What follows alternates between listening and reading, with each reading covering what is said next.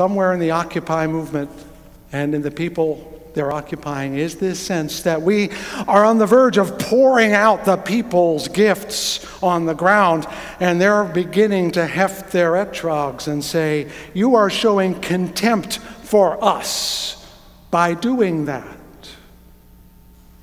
We should be paying attention, friends.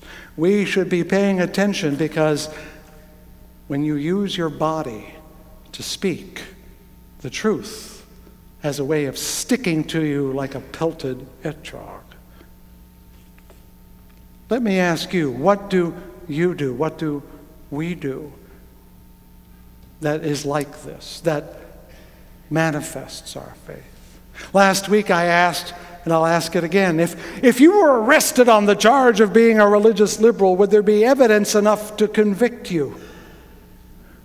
When you leave this place, how will I know you from the Roman Catholic or the Christian Reformed or the Evangelical Baptist? How will I know you are a part of this church or this faith if everything you say and do is just like everything else that everyone else says and does?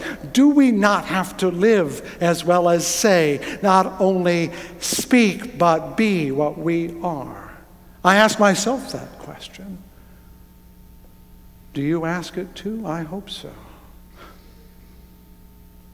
Black Americans in the 1950s boycotted the buses of Montgomery, Alabama, and they organized that where? In the churches. The Roman Catholic women of South America, in Argentina, where the Madres de la Plaza Mayor, they walked in that plaza every week for 10 years until the government came down. They did it because they were Roman Catholics as much as women. In the Christian lectionary this week, the Apostle Paul writes, in every place your faith has become known, so that we need not talk about it. What would it take for this city not to even want to know what we are about, because we lived it so much, people knew automatically? Yes, you can and you should give your money to this church. We can put it to great use.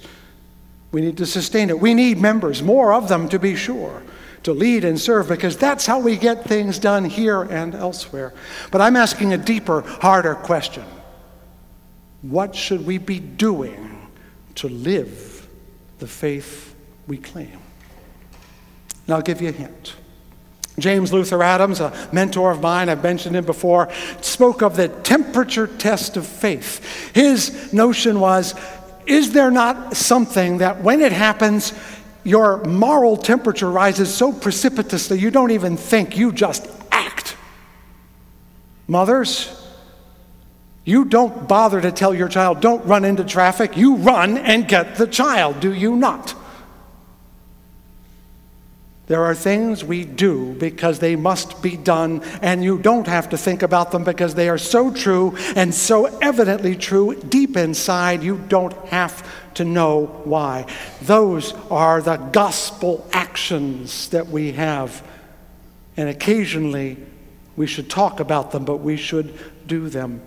What is it that we would rise up for without even having to take a single vote? I know what I can suggest. Let me tell you what I think at least one of those gospel truths are. When Occupy Grand Rapids came to me, I knew it was right.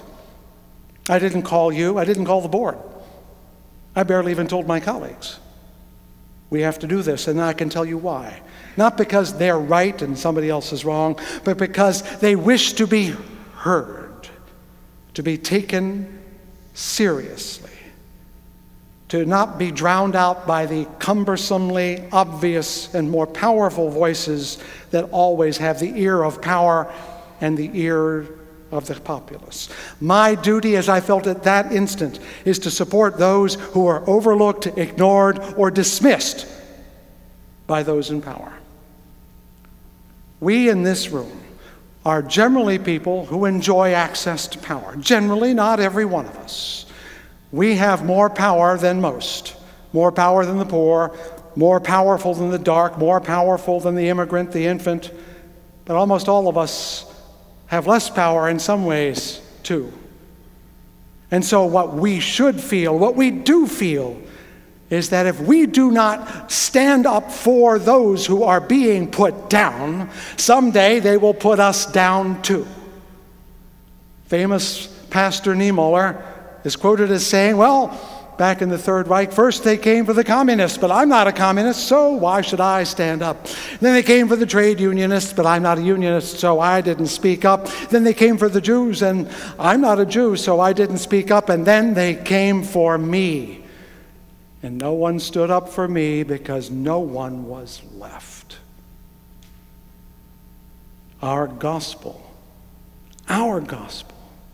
is that liberty and justice belong to everyone in equal measure, because that's what democracy means. That's what liberal religion rests upon, that every one of us is precious, not more and less precious, not more or less valuable. Every one of us is priceless.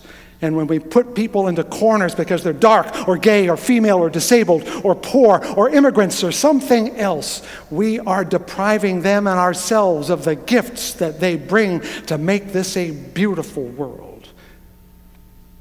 Closing the distance between what is and what ought to be is our mission, the work we do. And sitting here talking about it doesn't make it happen.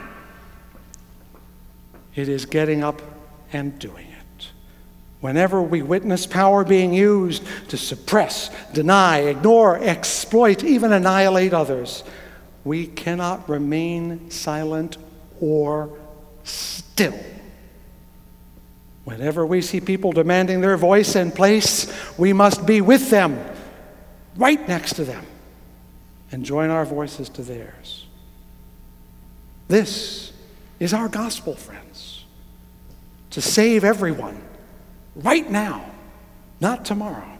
And we preach it not here, but with our lives. Those deeds, friends. Those are the deeds. And occasionally, only occasionally, use words. Amen.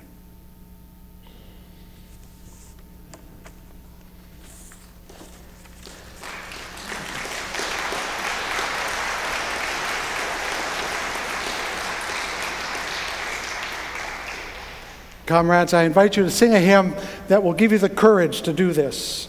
O Star of Truth, number 293.